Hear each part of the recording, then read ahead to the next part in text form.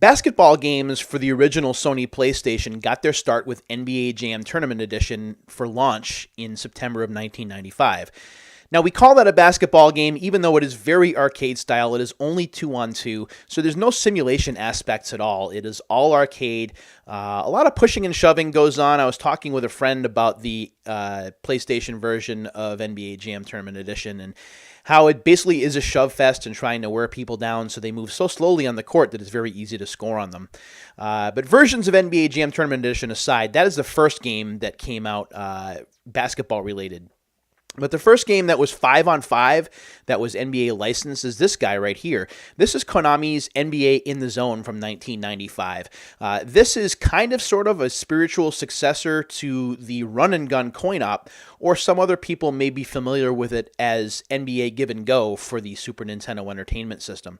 This is a 5-on-5, very action-oriented, very arcade-style game with a lot of over-the-top slam dunks, a lot of scoring, and it is a lot of fun to play. And Konami did tweak the formula moving forward with especially NBA In the Zone 2, and then in later versions it kind of peaked and then died down. This is what the back of the case looks like. You can check that out right there.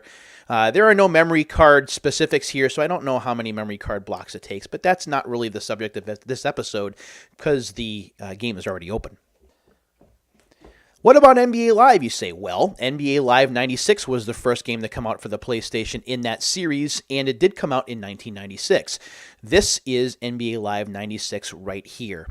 Interestingly enough, the tagline, think you got a game, actually carried over to NHL 98. You can hear it in the FMV intro, so I thought that was pretty interesting. It does look a lot like the Super Nintendo and Genesis versions of the game. It moves a bit faster than those two versions, but it's definitely familiar for players who have familiarity with those particular versions of the game, the 16-bit versions. Very similarly to what we saw with the early versions of Madden 97 and Madden 98. That doesn't make it a bad game, it's just comfortably familiar before they would stretch out into polygon graphics. So this was the first NBA Live game that came out for the system, and then the popularity of the series would grow in coming years. There was one other NBA franchise that was very popular on the PlayStation, and the first installment, the debut of the series, occurred in 1996, and that is the topic of this particular episode of Unsealed. I am talking about NBA Shootout from Sony Computer Entertainment. This is, by the way, a KB Toys sticker. Miss you, KB Toys. You were an awesome toy store. $14.99 is what this game was worth. I paid a little bit more than that, but considering it's a long box game, I was happy to pay what I paid. That is Sam Cassell on the cover. A lot of people call him E.T. because he kind of looks alien-ish. That's, I guess, what people think. There is the NBA seal of authenticity down at the bottom, along with the Sony Computer Entertainment logo. It is kids to adults, so that also shows you how old the game is. We're not quite to the E for everyone phase. We're still in the kids to adult phase. When we turn the game over, you can see what the graphics look like. These are polygon-based graphics already, very much like NBA In the Zone. NBA Live hadn't done this as of yet. I'm going to go ahead and read off this laundry list of features because there are quite a few, considering this is the first game in the series.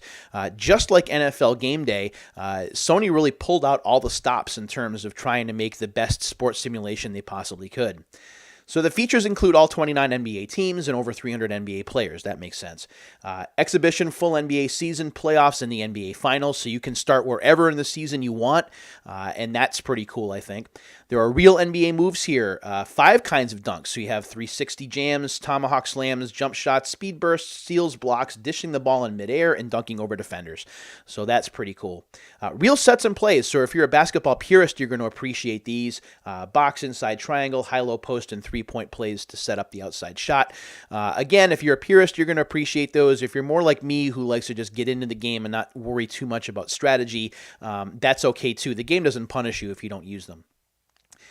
You can trade players to build your own NBA dynasty. That's a little bit of a misnomer because you can't have a dynasty in this game. You can only play one season and then you play another season over again. That's okay though. The general idea, of course, is being able to trade players. You can build the team that you want to build. Real NBA player attributes and motion capture animation. This is something that would grow in the coming years. NBA PA announcer Dick Callahan from the Golden State Warriors does the PA announcing here, and player photos create a new NBA experience. So you've got the real NBA player photos, which certainly adds to the realism. 7 dynamic playing perspectives, 3 different levels of difficulty. Instant replay is here. Simulation and arcade modes are both here, so whether you're more of a purist or whether you're an arcade player like myself, both kinds of play are welcome in this particular game. And if you have the Sony multi-tap, you can play with up to 8 players, which is certainly very cool. When you're considering that it's a 5-on-5 game, being able to control 8 of those 10 is pretty cool. So again, a look at the back of the case here, so you can take a look at some of the graphics. It is pretty impressive. This does say that the memory card only requires 1 block. I think you're going to need more than that for season play, but maybe we'll find out when we look in the instruction manual. This is a long box game. These are a little less common to find these days, and although they take up a lot of room on your shelf or in your collection, these are certainly conversation pieces. This is what the games used to come in, both in these kind of cases. You also saw with NBA Live comes in all these cardboard kind of cases as well. So, without further delay, let's do what the Unsealed show does and open this guy up for the first time since 1996. So it's been 23 years since this game was on store shelves, and now we are going to open it up. Oh man, this is pretty cool, and the fact that it's long box is even more exciting. Long box PlayStation games, buying them new is becoming more and more expensive.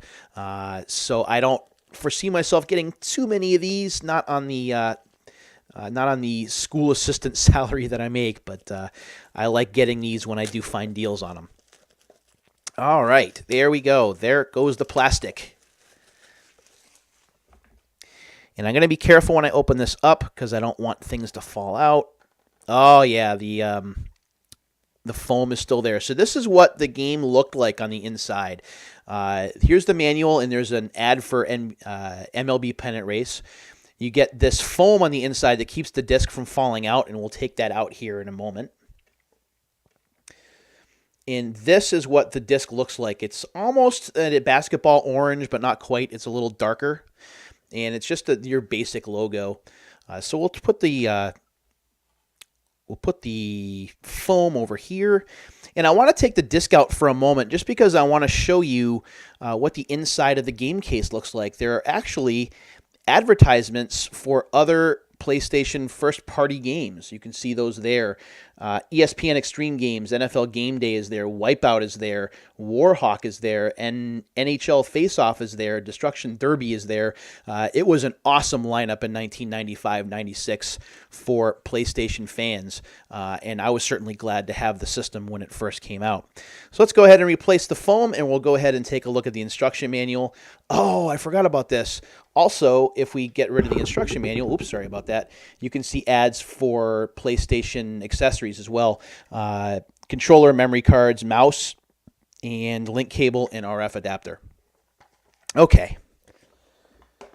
So, when we open up the manual, it is in black and white. It's not in color. The printing is pretty large. And wow, that's quite the title page. NBA Shootout. Take the rock to the rack, it says here. NBA Shootout takes off in a 3-throw line and dunks over all other basketball video games with a thunderous 2-handed jam. Wow, that's not too sure of yourself. Nowhere will you find such realistic animations and crisp player control, not to mention offensive and defensive playsets and accurate play-by-play commentary. Add to that the actual NBA player rosters, team schedules, player stats, several playoff modes, and numerous replay cameras, and you've got the complete package. All games claim to be the best, but NBA Shootout takes the rock to the rack and doesn't look back. That's kind of cool. So these show you what the screenshots look like. For 1995, this is pretty good. The presentation, I think, could have been a little better, but this would improve in later years. It explains things like alley-oops, passing, scoring. So if you read the manual before long, you'll understand how the game is played. If you play basketball, it won't take you too long to figure things out. The one thing about this game that I don't like, however, is that the dunk shoot button is the square button, and then the circle button is to pass. You can't change that to the X button. So I always struggle with using the circle button to pass. I'm so used to, just like the NHL game, square is to shoot and X is to pass. And for this particular game, you just can't do it. Not the worst deal. You can certainly get used to it, but that's kind of annoying. You do get full NBA rosters for 1995-96. I wonder... I don't think he's here. I got to see if he is. Nope. So Shaq is not in the game.